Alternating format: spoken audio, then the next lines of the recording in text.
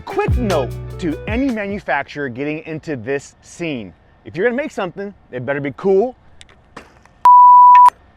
A quick note for any manufacturer getting into the scene. If you're gonna make something like this, it's gotta be a couple things. It's gotta be cool, it's gotta be fun, and it's gotta be functional. And Vanpowers killed it with this Urban Pro e-bike. Stick around, guys, let's get into it.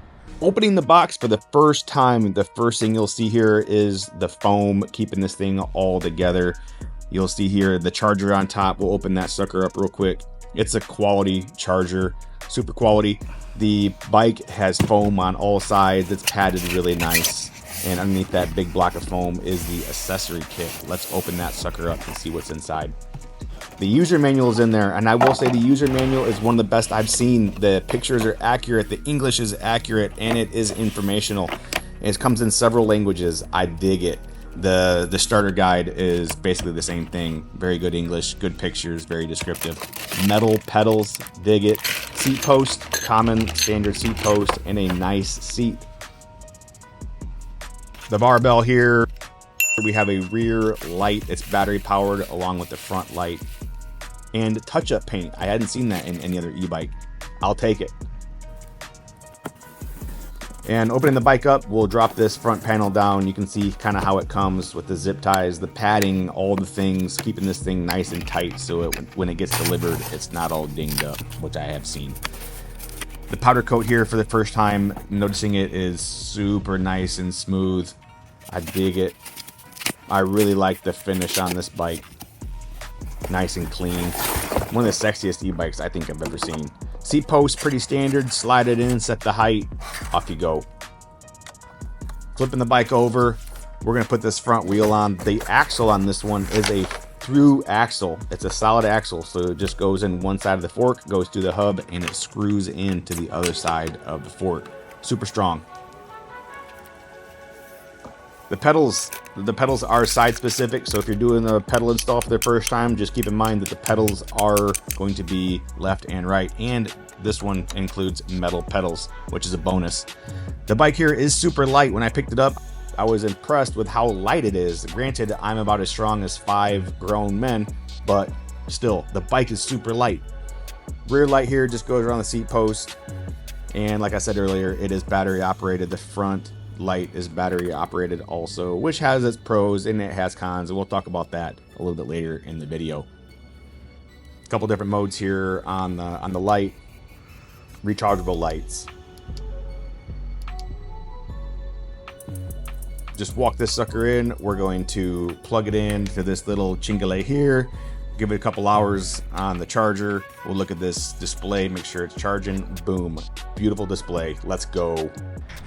There's a couple points that I want to iterate when it comes to e-bike companies and the way they manufacture their bikes and the parts that they use.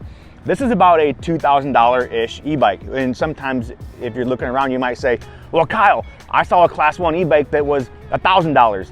In this episode, we're going to go over why this bike warrants the extra expense and the quality and the parts that it took to build this bike. A couple things I want to mention here are the tires. This bike comes from the factory with CST tires. Now, CST tires have been around a long time. They come standard on a lot of e-bikes. It's a good quality tire. The brakes on this bike are 160 millimeter hydraulic calipers. They're Tektro levers, metal levers, not plastic like you might see on some cheaper e-bike models. One thing I mentioned on this bike in the unboxing is the through axle. So the axle, like I showed you, is a solid axle that runs through here and screws into the other side of the fork. Super strong. Moving back here to the middle of the bike this is where the battery is. It's an internal battery. It's inside the frame here.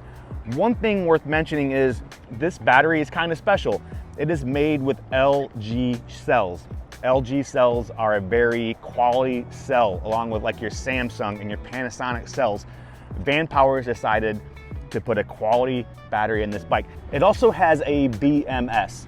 And what a battery management system is going to do at a high level overview of that component is it is going to safely charge your battery, and it's going to keep your battery safe from overcharging and potential hazards as far as fires and things like that.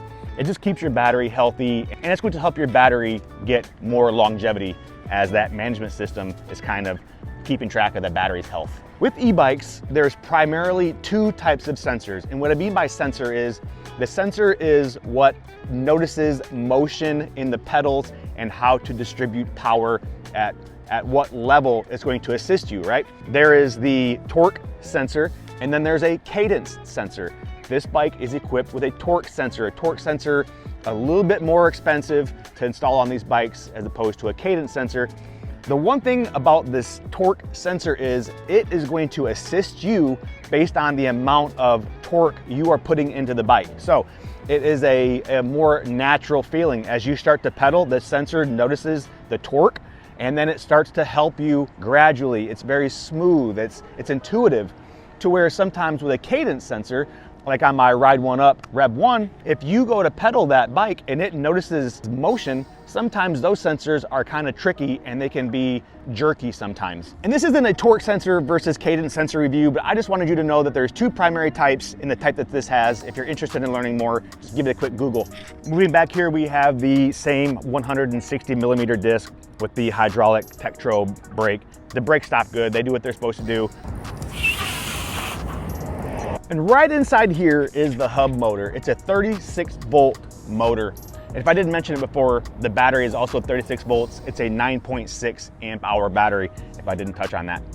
It's perfect for this type and this class of e-bike, which is a class 1. And just a quick breakdown on what class 1 means. In the United States, we have 3 classes of e-bikes. This is a class 1. Class 1 just means it has a 20 mile an hour top speed.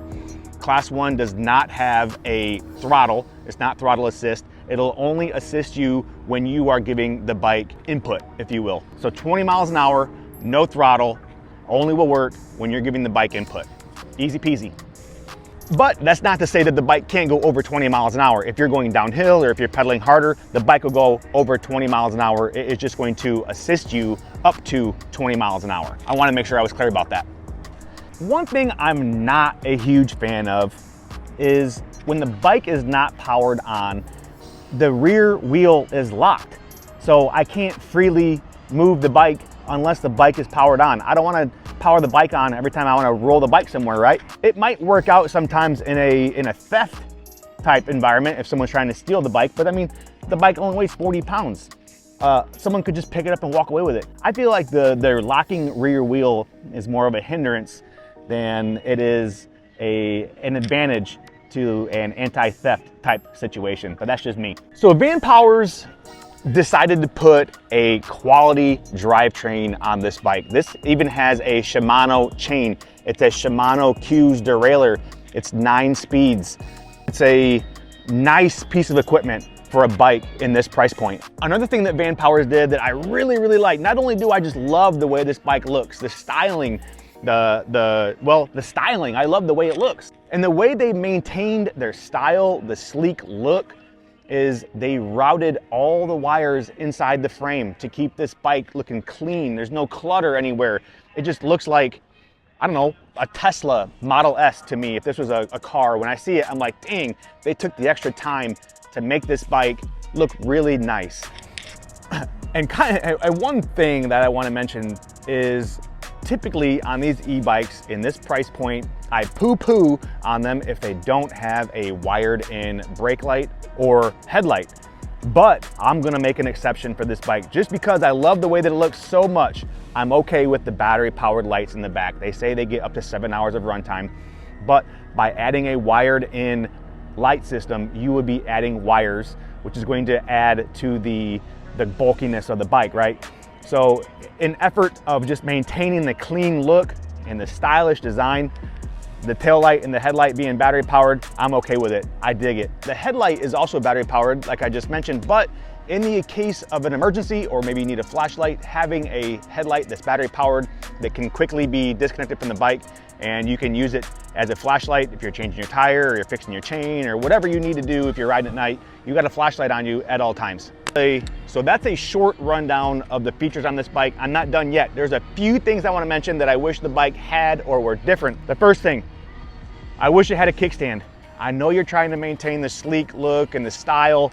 Kickstand. I'm using a GoPro selfie stick to hold the bike up while I record. Kickstand's not gonna break the bank or and get in the way of the style too terribly much. But the practicality of a kickstand is there. The other thing I'm uncertain about yet at this point is the resiliency of the powder coat. It's got a couple chips in it, and I really haven't done that much to it yet. It's got a couple chips in it. I'm afraid that the powder coat could be a little stronger. The other thing is too, with it being this matte finish, it collects dirt really easy, and I'm not exactly sure how that's going to age over time. The other thing that Vanpowers did to make this bike look so clean and so stylish is the removal of any welds. There's no welds on this bike. When they made this bike and they put it together, everything's been cleaned up. It's smooth. It's just seamless, basically, literally. They took the extra time and it shows, it really does. Real quick, let's get this bike in the shade. I wanna show you the display. All right, here we are. This button here turns the bike on. We'll hold that sucker down for a little bit, brings up the Vanpowers logo. This is the display right here in the middle. Super classy. But here we have over here the gear selector, the up, down. So we have off mode here, we move up, and then we go to eco, then we have sport and boost. This is going to be the level of assistance that you're going to get based on the amount of pressure that you're putting in the pedals. And you can even turn it off. If you want to ride it like a conventional bike, turn that sucker off. Another styling cue, it's something small, but it's worth noting. Look at that metal button in there. Not a cheap plastic button, but an actual nice quality button. You hit that button one time, you're gonna go through your modes here, or your features. So you have average speed of the ride, you have your max speed, you have your trip, you have your range as you're riding, and then you also have your odometer, run time. And what I like about it is when you hit this plus, the screen changes. So the ring changes, the eco changes. So we got eco is green, we got sport is orange, and we have boost, which is red. Got your battery indicator right here. And another thing about this bike is you can go into the app store and get the Vanpowers app if you're interested in connecting your bike to that Bluetooth app. Mine here has purple grips. I just did these on my own. These are about 14 bucks on Amazon. Like I mentioned earlier, metal levers, nice metal levers. Some e-bike companies will elect to put plastic levers, not Vanpowers, and a 9-speed shifter right here with your dual levers. Here you go, boom, boom. All right, so that's a quick overview of the pieces and the parts, the components, and maybe a little bit more information than you needed to know, but if you didn't know you needed it, you did need it, and now you got it. So let's go get a quick ride on this thing and some final thoughts. So after all the information, all the details, all the specs, it begs the question, who is this bike for? And that's a great question. Who would buy a Class 1 e-bike? For me, my personal experience and preference for a Class 1 e-bike is I still want to be outside. I still want to ride bikes. I still want to get a workout, but I don't want to have to bust my ass going up every hill. And maybe my joints hurt after X amount of miles on a conventional bike and I want to ride further. Then get yourself a Class 1. You can still get your workout, be outside, do what you love. It's just a little bit of a help, if you will. Or maybe you're somebody who doesn't like the look of the Class 2 and 3 type e-bikes. This bike looks like a bicycle. If you didn't know any better, and to the untrained eye, you would think it's just a regular bicycle. And it only weighs 40 pounds. So Class 1, lightweight, it's kind of under the radar. It gives you a workout and you want it, but it's also fun and it goes a long way. And it has great range. They advertise it as 60 miles of range. That's all day for most people. So as I wrap this up, Vanpowers, I think you guys did a fantastic job doing something in a market that's super saturated already. Every time I open my browser, there's a new e-bike company showing up, and y'all did something different. I love y'all styling cues. I love the black spokes that y'all added and the seamless frame.